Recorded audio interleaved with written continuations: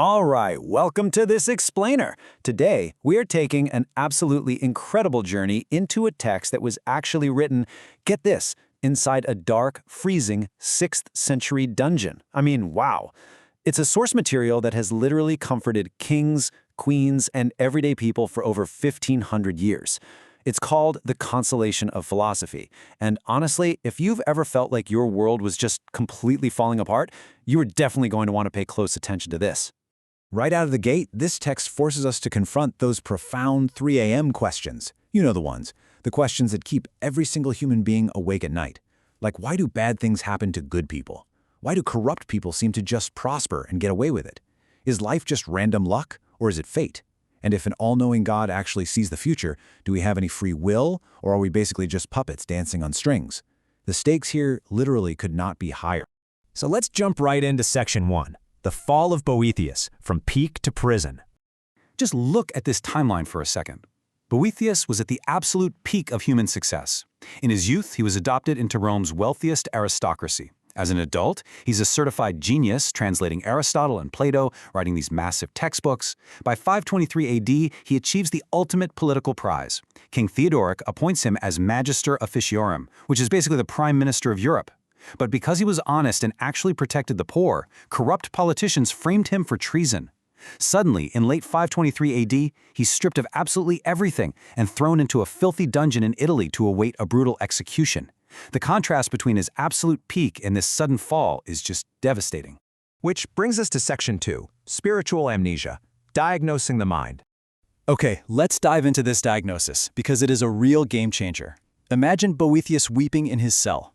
Suddenly, this towering, majestic figure, Lady Philosophy, arrives, and she furiously kicks out these toxic muses who are just feeding his addiction to suffering. She looks at Boethius and realizes, wait, he isn't dying of a physical illness. He's suffering from lethargia, or spiritual amnesia. He's entered this state of mental oblivion. She brilliantly points out that Boethius wasn't actually banished by a king or by corrupt politicians. No, he banished himself. By forgetting how the universe is actually governed by true goodness, and by forgetting his own eternal spiritual nature, he allowed his terrible circumstances to dictate his entire reality. To start curing this amnesia, we move to Section 3, the Wheel of Fortune, or Lady Luck's nature. Lady Philosophy starts dispensing this gentle medicine by explaining that Fortuna, or Lady Luck, is inherently wildly unstable. And this brilliantly illustrates a massive mindset shift. Think about it. Good fortune is actually a liar.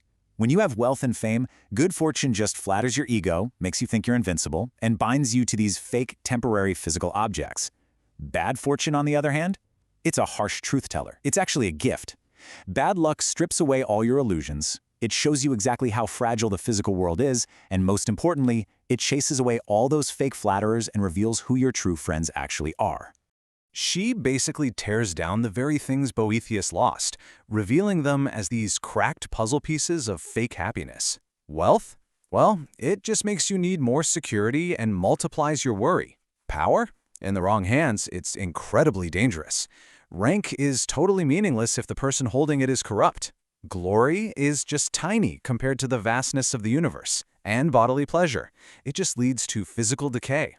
If you pursue these fragmented pieces instead of the whole puzzle, you're going to end up miserable, paranoid, and completely addicted to the very things that are destroying you.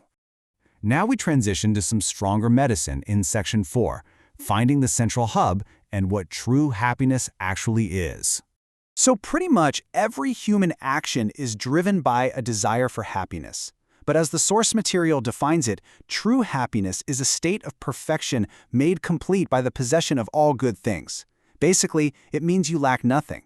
And because God is the supreme good, possessing true happiness means you have to turn inward. When you participate in goodness itself, you become completely self-sufficient.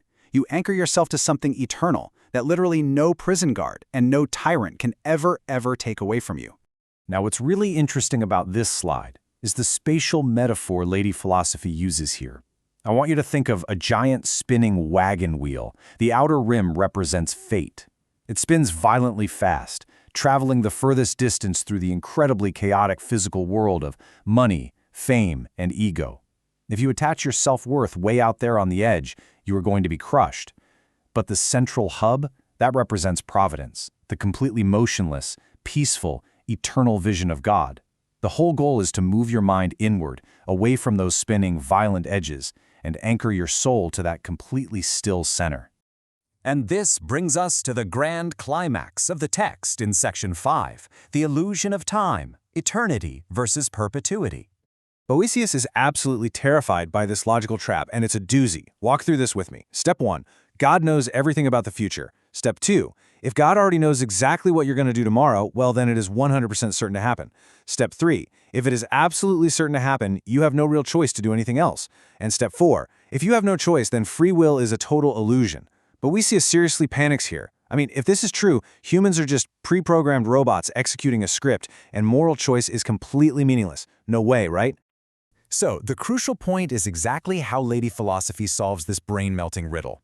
She tells Boethius he's confused because he's assuming God experiences time step by step, just like a human does. But God exists in eternity, and eternity is the complete, perfect, simultaneous possession of endless life, existing completely outside our step-by-step timeline. It's like, imagine a man standing on a high mountain peak looking down at a winding road. He sees the beginning, the middle, and the end all at once in an eternal now. If you watch someone freely move a chess piece, your observation doesn't force them to move it. God observes our free choices from outside of time, so his perfect knowledge absolutely does not destroy our human freedom. All right, let's bring this 6th century wisdom right into the modern era with section 6, 5 lessons for today. Let's quickly run through these modern takeaways and see how they provide a literal blueprint for surviving the worst days of our life. Number 1, happiness is an inside job. Don't ever give external things the power to control your mood. 2, bad luck is a truth teller. Use it as a diagnostic tool for your life. 3, pity the corrupt. Seriously, don't envy them, because by abandoning truth, they're just mutilating their own human nature. 4, anchor to the hub. When the world gets chaotic, retreat to your internal wisdom. And 5, act with higher awareness. Live your life as if every single choice matters infinitely, because at the end of the day, virtue really is its own reward. You know, Boethius was brutally executed not long after finishing this text, but his ideas, they completely outlived the empire that killed him. And it leaves us with one incredibly provocative final question. Are you living on the chaotic outer rim, getting violently thrown around by circumstances you just can't control? Or are you anchored to the motionless hub of inner truth? I highly encourage you to seek out the source material of the Consolation of Philosophy to explore this even deeper. Please like and subscribe.